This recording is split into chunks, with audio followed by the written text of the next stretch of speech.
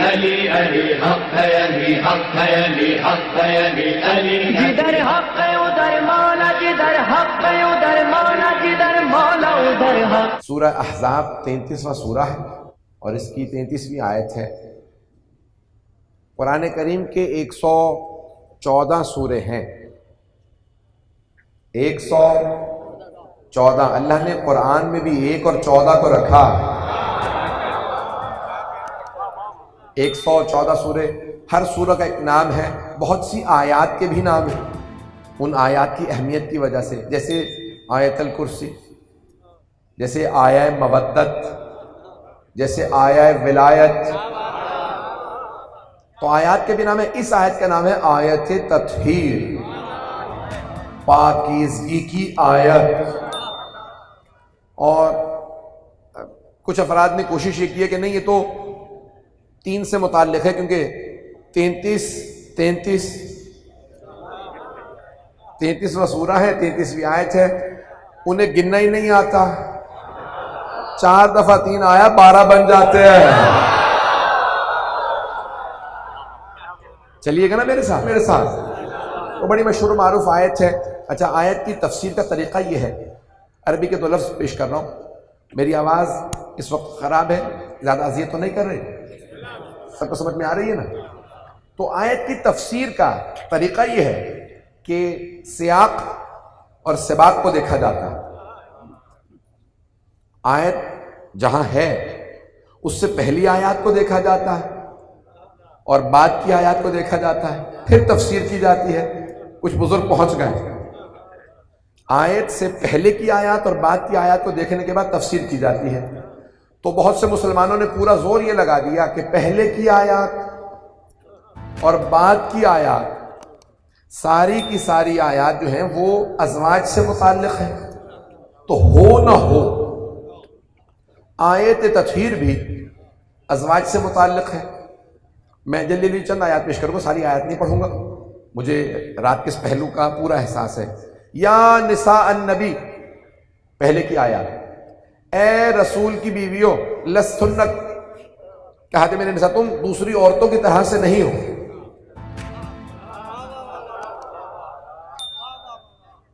لا تبرجنا تبرج الجاہلیت الاولی، وہ جو زمانہ جاہلیت کی حرکتیں تھیں وہ چھوڑ دو، پتہ نہیں میں کیا سناؤں گا، اور بالکل گھروں سے باہر نکلنا بند کر دو۔ ان آیات میں جو گزشتہ والی آیات ہیں خطاب ازواج ہی سے ہے، لیکن تعریف کی آیات نہیں ہے۔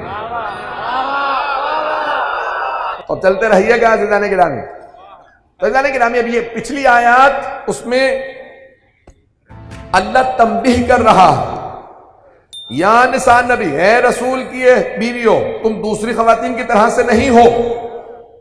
بھائی یعنی یہاں پہ کیا مطلب؟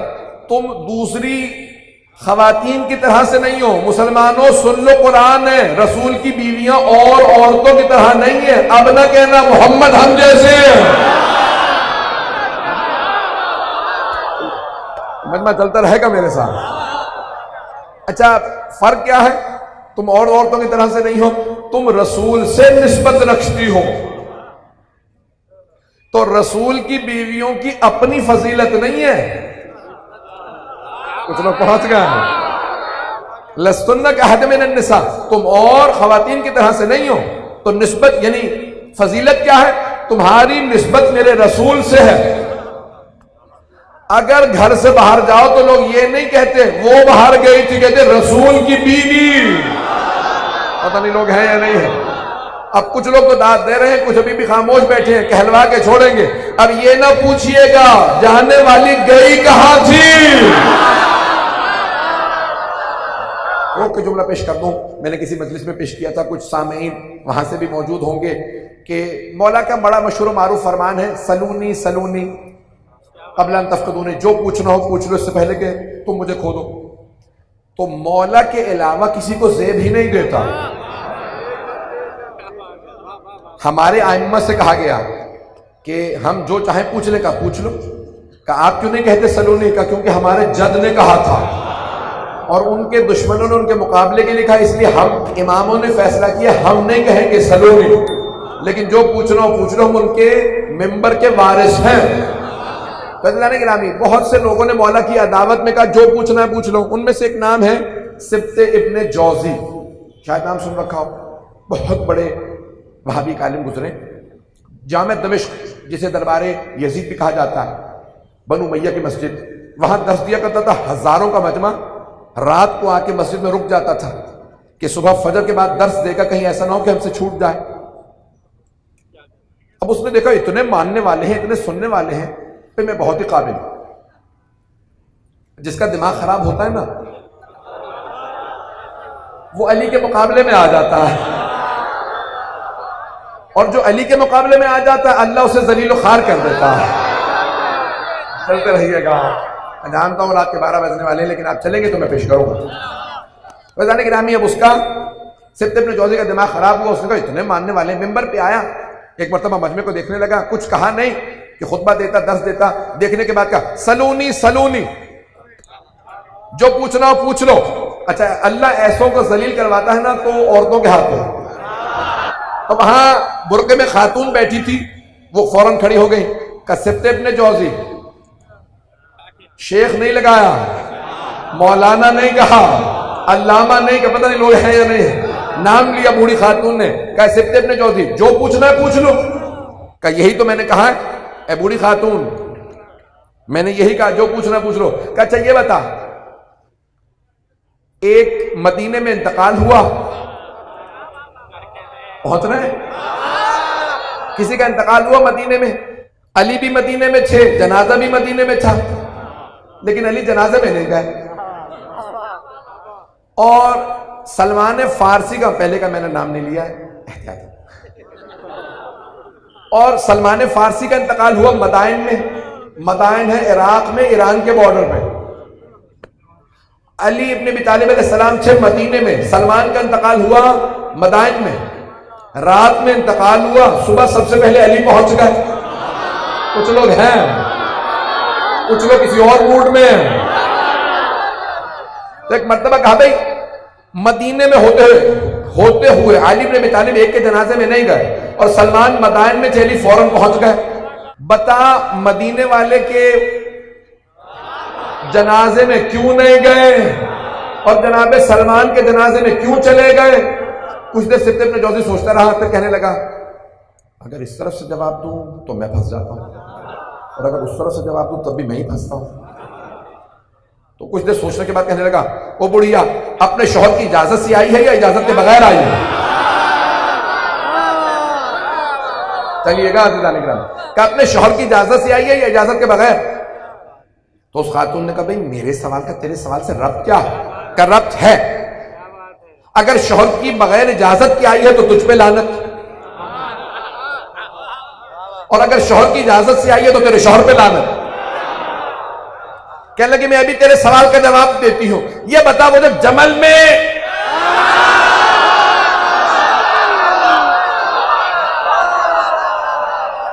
لوگ ہیں یا نہیں، جمل میں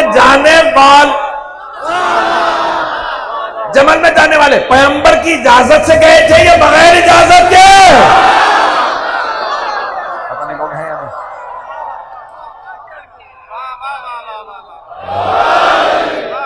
مجمع اس وقت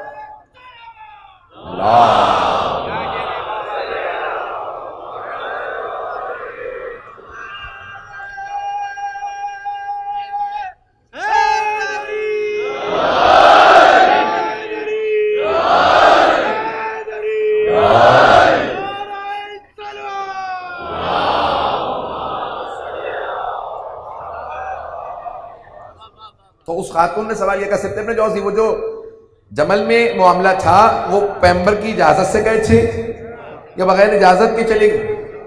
تو سبط ابن جوزی نے جیسی سوال سنا نا فوراً اپنے سر سے جو ٹوپی پہن رکھی تھی اتاری، ابا سر پہ اوڑھی، برقعے کی طرح سے نہیں پہنچا پایا۔ یہ جو ملا برقعے پہن کے بھاگتے ہیں نا،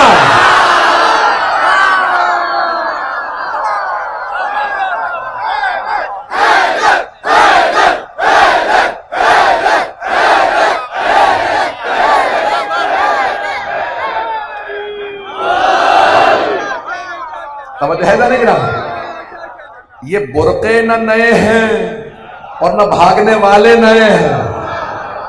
ذہن گرامی ایک مرتبہ اس نے اپنی ابا کو برقعے کی طرح اڑا اور بھاگنے لگا۔ کسی نے پوچھا کیا بات ہے، جا کہہ رہے ہیں، جواب دیجئے کہ زندگی میں کبھی اتنا ذلیل نہیں ہوا جتنا آج ذلیل ہوا ہوں، کیوں نہ ہو جو علی کے مقابلے میں آتا ہے۔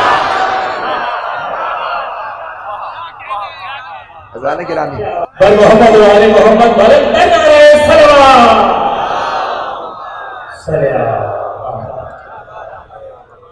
توجہ ہے ذہن گرامی، میں آیت تطہیر کی تفسیر پیش کر رہا تھا، کوشش کر رہا ہوں کہ ایک نئے پہلو سے پیش کروں۔ آیت تطہیر وہ آیت ہے جو شیعہ بچے کو یاد ہے۔ آپ نے ہزاروں نہیں تو سینکڑوں دسیوں مجالس سنی ہوگی آیت تطہیر پہ، مجھ حقیر کی بھی تھوڑی سی محنت سن لیجیے، سننا چاہیں گے؟ تھوڑی سی محنت میں نے بھی کی ہے۔ تو ہم آیت کے سیاق و سباق کو دیکھتے ہیں، پہلی آیات بعد کی آیات، تو سب کہتے ہیں بھئی یہ سب ازواج سے متعلق ہیں، تو آیت تطہیر بھی ازواج سے متعلق ہوگی۔ تو پہلی آیات میں اللہ نے ڈانٹ ڈپٹ کی اور کہا کہ اپنے گھر سے باہر مت نکلو، بناؤ سنگھار چھوڑ دو، تم دوسری خواتین کی طرح سے نہیں ہو۔ فضیلت کیا ہے؟ نبی سے نسبت، توجہ، نبی سے نسبت، صرف نسبت کی وجہ سے احترام۔ جن ازواج کا رسول سے نسبت کی وجہ سے احترام ہے وہ ہم جیسی نہیں، ہماری خواتین جیسی نہیں، نسبت سے ہم جیسی نہیں، تو نبی ہم جیسے کیسے؟ تو آیت تطہیر میں پہلی آیات ازواج سے متعلق، بعد والی آیات ازواج سے متعلق، تو پھر آیت تطہیر بھی ازواج سے متعلق ہونی چاہیے۔ مسلمانوں نے پورا زور اسی پہ لگا دیا کہ پہلی اور بعد کی آیات ازواج سے متعلق ہے۔ اب چند جواب پیش کروں گا اگر سننا چاہیں۔ پہلا جواب، آیت تطہیر سے پہلے والی تمام آیات 3100 3200 اور 33 کا پہلا حصہ، 34 اور 35 36 ساری آیات، ان سب میں جتنے صیغے آئے ہیں وہ ہیں مؤنث کے صیغے۔ یا نساء النبی لستن، لستن نہیں کہا، لستن، توجہ، کننا، ہننا، سارے مؤنث کے صیغے۔ آیت تطہیر سے پہلے بھی اور بعد میں بھی آیات میں مؤنث کے صیغے۔ آیت تطہیر میں 2 مرتبہ مذکر کا صیغہ، اس کا مطلب ہے پہلے اور بعد والی آیات میں خواتین سے متعلق ہے، آیت تطہیر میں جہاں خواتین ہو صرف تو مؤنث کے صیغے۔ عربی کا قانون، عربی گرامر کا قانون، صرف نحو کا قانون اگر سنیں گے، اگر صرف خواتین ہو تو مؤنث کے صیغے، اگر صرف مرد ہو تو مذکر کے صیغے، اور اگر مجمع مخلوط ہو، اگر خواتین کی کثرت ہو تو مؤنث کے صیغے، مردوں کی کثرت ہو تو مذکر کے صیغے۔ توجہ، آیت تطہیر میں 1 مرتبہ نہیں کہ کہیں کسی نے بدل دیا ہوگا، 2 مرتبہ۔ انما یرید اللہ لیذھب عنکم، انکنہ نہیں، عنکم الرجس اہل البیت ویطہرکم، کنہ نہیں، خواتین سے نہیں کہا، یعنی جن کو اللہ نے پاک رکھا ان میں مرد زیادہ ہے۔ ایسے نہیں بتا رہے۔ اچھا، میں نے مذکر مؤنث کے صیغوں کی بحث ختم کر دی۔ یقین مانیے ایک دارالفتاء لندن میں ایک صاحب ہمارے لے گئے اور کہا کہ میں چیلنج دے کے آ گیا ہوں۔ میں نے کہا بھائی چیلنج دیا جاتا ہے نیوٹرل جگہ پہ، بے طرف ہوتے، اب ہم ان کے ہاں کیوں جائیں؟ کہنے لگے مولانا چیلنج تو میں دے آیا ہوں۔ میں نے کہا بھائی آپ کو شرمندگی نہ ہو، چلتے ہیں۔ تو انہوں نے فوراً سب بند کیا، سب لوگوں کو جمع کر لیا، میں کتابیں سب لے گیا، ان کی ستہ سب میرے پاس تھی۔ میں نے کہا بھائی، کہنے لگے آیت تطہیر کس کے متعلق ہے؟ بحث کرنی تھی، اس موضوع پہ بحث تھی۔ کہنے لگے ازواج سے متعلق ہے۔ اب میں پیش کرنا چاہ رہا ہوں، اگر سنیں گے، پوری محنت ہے آیت تطہیر سے متعلق، اس زاویے سے انشاءاللہ تعالی نہیں سنا ہوگا آپ نے، اور اگر کسی سے سنا ہے تو میری محنت ہے۔ عزیزان گرامی، آیت تطہیر کے اندر مذکر کے صیغے آئے، مذکر مؤنث کی ساری بحثیں ختم کر دیجئے۔ لفظ آیا، میں ترجمہ پیش نہیں کروں گا، انما یرید اللہ لیذھب عنکم الرجس اہل البیت، اے اہل بیت، اللہ کا تو بس یہ ارادہ ہے کہ آپ سے رجس کو دور رکھے، رجس کو دور رکھے، آپ سے رجس کو دور رکھے، آپ کو رجس سے نہیں۔ کیا بات ہے، توجہ سارے بندوں کی توجہ ہو، میرا آپ سے وعدہ ہے آیت اللہ جوادی عاملی کی ساری کتاب کا خلاصہ 2 جملوں میں پیش کر رہا ہوں۔ آیت تفسیر پہ ان کی پوری کتاب ہے، 80 جلدوں پہ تفسیر آ رہی ہے ان کی تصنیف کے نام سے، 56 جلدیں چھپ چکی ہیں، ان کی پوری آیت تفسیر کا خلاصہ پیش کر رہا ہوں۔ اللہ نے کہا انما یرید اللہ لیذھب عنکم الرجس اہل البیت، اے اہل بیت، اللہ کا تو بس یہ ارادہ ہے کہ رجس کو آپ سے دور رکھے، آپ کو رجس سے نہیں۔ مجمع گھبرا کے سن رہا، آغا جوادی عاملی کہتے ہیں اگر اللہ یہ کہتا کہ اے اہل بیت، اللہ کا تو بس یہ ارادہ ہے کہ آپ کو رجس سے دور رکھے، تو مفہوم یہ نکلتا کہ معاذ اللہ اہل بیت رجس کے پاس جانے کی کوشش کریں گے، اللہ دور رکھے گا۔ لیکن اللہ نے یہ نہیں فرمایا، اللہ نے فرمایا اے اہل بیت، اللہ کا تو بس یہ ارادہ ہے کہ رجس کو آپ سے دور رکھے، رجس کو ترجمہ نہیں کر رہا، رے جیم سین 3 حروف ہیں۔ کیا بات ہے، توجہ پتہ نہیں آپ لوگ کہاں جا رہے ہیں، میں عربی پیش کر رہا ہوں تو 3 حروف ہیں رجس کے، توجہ 3 حروف ہیں رجس میں۔ اللہ کہہ رہا ہے اے اہل بیت، میں رجس کو آپ سے دور رکھوں گا، یعنی رجس آنے کی کوشش کرے گا، رجس آنے کی کوشش کرے گا، میں دور رکھوں گا، نہیں پہنچا سکا آخری آدمی تک۔ سارے افراد کی توجہ میرے ساتھ، اللہ نے یہ نہیں کہا آپ کو رجس سے دور رکھوں گا، کہا رجس کو آپ سے دور رکھوں گا، رجس آنے کی کوشش کرے گا، میں دور رکھوں گا، اللہ کہہ رہا میں دور رکھوں گا، رجس آنے کی کوشش کرے گا، میں دور رکھوں گا۔ تو اللہ فرما رہا جو اہل بیت کے پاس نہ آئے وہ رجس ہے۔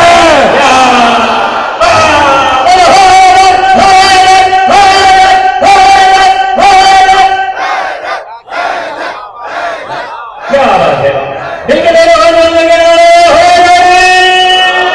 ایک مرتبہ قبلہ کی صحت و سلامتی کے لیے بآواز بلند نعرہ سلام۔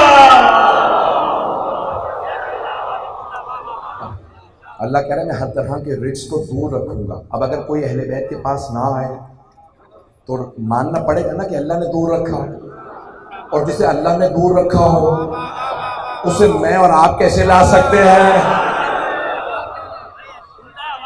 اللہ سبحانہ و تعالیٰ فرماتا ہے انما یرید اللہ لیذھب عنکم الرجس اہل البیت، اے اہل بیت، اللہ کا تو بس یہ ارادہ ہے کہ رجس کو آپ سے دور رکھے، رجس کو۔ مذکر مؤنث کی ساری بحثیں انشاءاللہ آج رات ختم ہو جائیں گی اگر سنیں گے، اگر کہیں تو میں بھی مسائل شروع کر دوں، اگر سننا چاہیں تو آگے بڑھو، ہے سارا مطلب میرے ساتھ۔ اور اللہ فرماتا ہے اے اہل بیت، میں ہر طرح کے رجس کو دور رکھوں گا۔ لفظ رجس قرآن کریم کے اندر 10 آیات میں استعمال ہوا۔ اب آپ پریشان ہو گئے کہ ساری آیات سننے پڑیں گے، میں خلاصہ جلدی پیش کر رہا ہوں۔ اللہ فرماتا ہے سورہ مائدہ کے اندر انما الخمر والمیسر والانصاب والازلام رجس من عمل الشیطان، بے شک کہ جوا، شراب، ازلام، انصاب یہ سب رجس ہیں، شیطان کے کام ہیں۔ توجہ، اللہ کہتا ہے یہ سب ہیں رجس، جوا، شراب، ازلام، انصاب ہیں رجس۔ اللہ کہہ رہا ہے اے اہل بیت میں نے ہر رجس آپ سے دور رکھا، آپ سے۔ اب اگر کوئی پی ایچ ڈی ڈاکٹر کبھی اہل بیت سے ایسے کام کی نسبت دے، چاہے لاہور سے ہو، چاہے کراچی سے ہو، چاہے مکے سے یا مدینے، پتہ نہیں لوگ ہیں یا نہیں، اگر اہل علی کی طرف نسبت دے تو سمجھ لے پی ایچ ڈی کے معنی ڈاکٹر کے نہیں ہے، پھرا ہوا دماغ ہے۔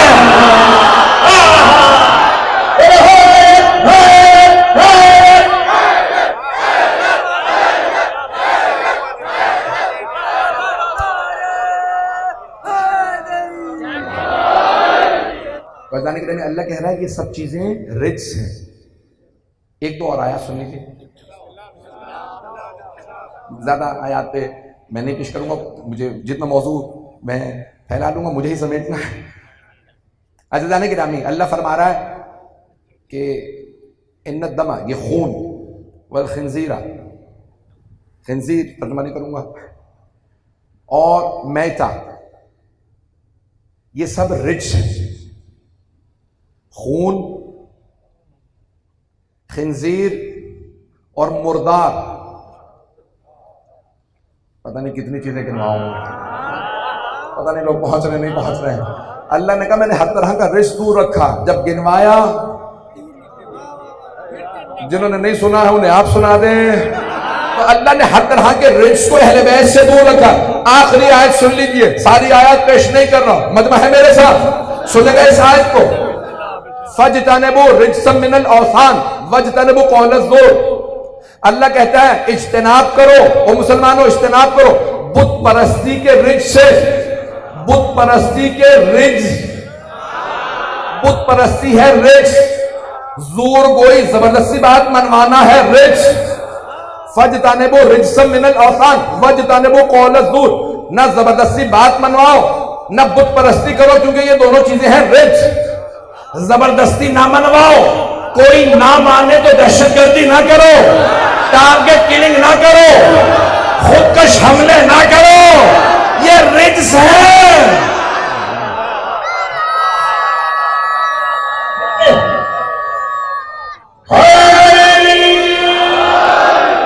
تو اللہ کہہ رہا ہے زور گوئی رجس ہے، اور دوسرے بت پرستی رجس ہے. اب بت پرستی کیا ہے؟ بتوں کو پوجنا. تو اب یہ اللہ نے کیوں کہا مسلمانوں سے بتوں کو نہ پوجو؟ تو کوئی ایسے تھے نا، کیا کچھ کہلوائیں گے آپ؟ تو کچھ تھے نا جو اپنی اباؤں میں چھپا کے بتوں کو لے آتے تھے اور نماز پڑھ کے کہتے تھے مجھے معاف کر دینا، میں ابھی بھی تیری ہی نیت سے سجدے کرتا ہوں، محمد کے خدا کو نہیں مانا. اللہ کہہ رہے او مسلمانوں فَاجْتَنِبُوا رِجْسًا مِنَ الْأَوْثَانِ، بت پرستی کے رجس سے باز آ جاؤ، بت پرستی سے باز آؤ، یہ رجس ہے، بت پرستی رجس ہے. آیت کو خلاصہ کر کے پیش کر رہا ہوں، سارے مجمع کی توجہ ہو، شاید ایک نیا نتیجہ ہو. خون جگر دے کے پیش کر رہا ہوں، پورا زور لگا رہا ہوں، یقین مانیے طاقت نہیں لیکن پھر بھی خون جگر دے رہا ہوں. مذکر مؤنث کی ساری بحثیں ختم. اللہ فرما رہا ہے انما یرید اللہ، اللہ کا بس یہ ارادہ، اللہ کا بس یہ ارادہ، انما یرید اللہ لیذھب عنکم الرجس اہل بیت. اے اہل بیت، اللہ کا بس یہ ارادہ کہ آپ سے رجس کو دور رکھے. اللہ کا بس یہ ارادہ. ارادہ کیا ہے اللہ کا؟ انما امرہ اذا اراد شیئا ان یقول له کن فیکون. سورہ یاسین میں اللہ نے فرمایا کہ اس کا ارادہ تو یہ ہے کہ جب وہ ارادہ کرتا ہے تو کہتا ہے ہو جا، اور چیزیں ہو جاتی ہیں. مجمع آجا، آدھا مجمع پہنچا میرا. اللہ یاسین میں کہہ رہا اس کا ارادہ یہ ہے جب وہ کہتا ہے چیزوں سے ہو جا تو چیزیں ہو جاتی ہیں. ہمارے امام سے پوچھا مولا کیا واقعی ایسا؟ اللہ کہتا ہے ہو جا چیزیں ہو جاتی ہیں. مولا نے کہا نہیں، یہ بھی تمہارے سمجھانے کے لیے. اگر وہ کہے ہو جا تو ارادہ کیسا؟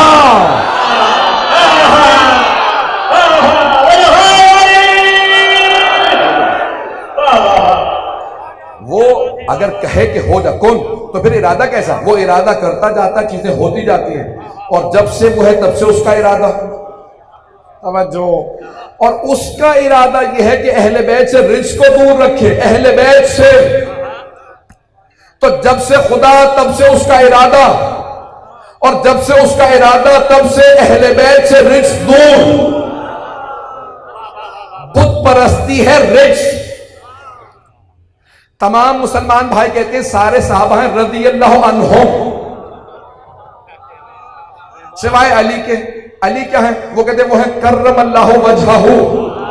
نتیجہ دے رہا ہوں، میرا وعدہ ہے کہ انشاءاللہ محظوظ ہوں گے، ایمان دگنا ہو جائے گا اگر نقطہ پہنچا پایا. سارے صحابہ ہیں رضی اللہ عنہم، وہ کہتے ہیں عنہم یعنی جمع کا صیغہ، سارے یعنی اللہ ان سے راضی ہو. دعائیہ جملہ ہے، اللہ ان سے راضی. ہم بھی یہ کہتے ہیں اللہ ان سے راضی ہو، آگے اللہ کی مرضی راضی ہو نہ ہو.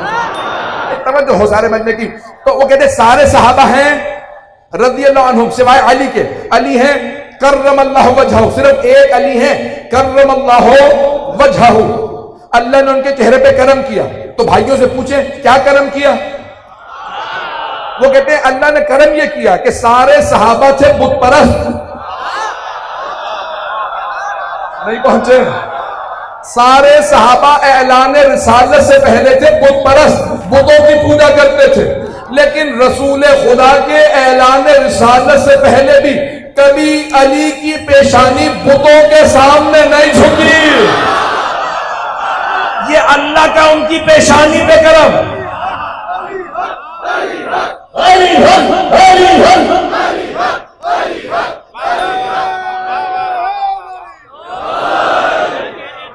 بات پہنچی ہے یا نہیں پہنچی ہے؟ عزیزان کرام مجھے نہیں معلوم بات پہنچی ہے یا نہیں پہنچی ہے, مجھے سارے مجمع کی توجہ چاہیے. تو سارے صحابہ ہیں رضی اللہ عنہ, علی ہیں کرم, ان کے حساب سے, ہمارے حساب سے علیہ الصلوۃ والسلام. وہ کہتے ہیں علی ہیں کرم, اللہ نے کرم کیا, ان کی پیشانی کبھی بتوں کے سامنے نہیں جھکی. تو آیت تطہیر کہہ رہی ہے اللہ رزق کو دور رکھے گا, اللہ رزق کو دور رکھے گا اہل بیت سے, اللہ اہل بیت سے رزق کو دور رکھے گا. بت پرستی ہے رزق. اب اگر آپ نے دیکھنا کہ کون کون سا مرد اور کون کون سی بیوی اہل بیت میں ہے, تو اسلام سے پہلے کی حالت دیکھ لیں. جو بت پرست سے وہ اہل بیت میں نہیں, چاہے مرد ہو.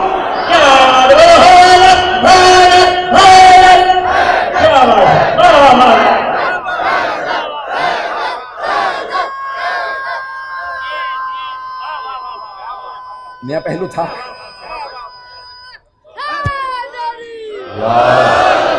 ایک نیا پہلو تھا. توجہ ہے میرے گرامی. اور جن کا سابقہ بت پرستی کا ہو وہ اہل بیت میں نہیں. میں نے ایک کو پیش کر دیا, باقی ترتیب سے آپ دیکھ کے چلے جائیں گے. جو سابقہ بت پرست ہے وہ اہل بیت میں نہیں, اور جو اہل بیت میں ہیں وہ کبھی بت پرست نہیں. ایک آخری جملہ پیش کروں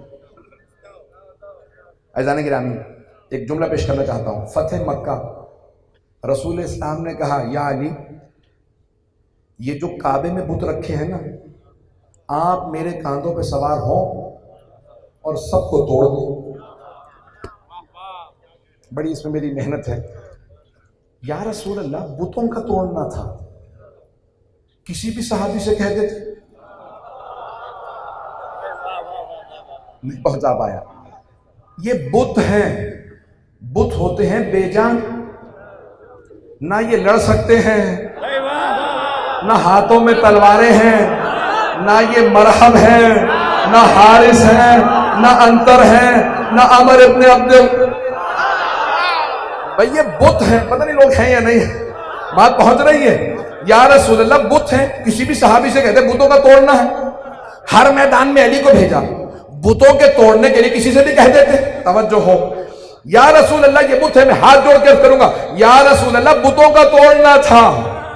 یہ میدان جنگ نہیں ہے کہ علی سے کہیں علی آپ جائیے, بدر علی, احد علی, خندق علی, خیبر علی, ہر جگہ علی علی. یا رسول اللہ یہ تو بتوں کا توڑنا تھا, کسی بھی صحابی سے کہہ دیتے بتوں کو توڑ دو. تو میرا دل یہ کہتا ہے پیغمبر جواب دیں گے بتوں کے توڑنے ہی کے لیے تو علی کی ضرورت ہے. اگر کوئی اور صحابی بتوں کو توڑنے جاتا تو لات, منات, حبل و عزا, اتنے بڑے بڑے بت آنکھوں میں آنکھیں ڈال کے کہتے اب تک تو سجدے کرتا رہا, آج توڑنے آ گئے. عزیزان گرامی اس لیے علی ابن ابی طالب کی ضرورت ہے.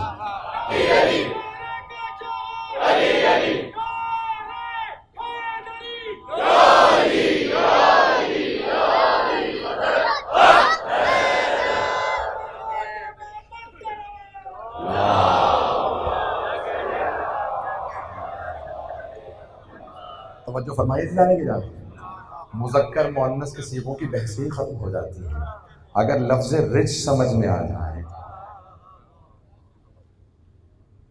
اللہ نے رجس میں 3 حرف رکھے ہیں اور تطہیر میں 5. اپنے لوگ ہیں گنواؤں گے اب پہنچ گئے ہیں. تو پاکیزگی 5 کے ساتھ ہے.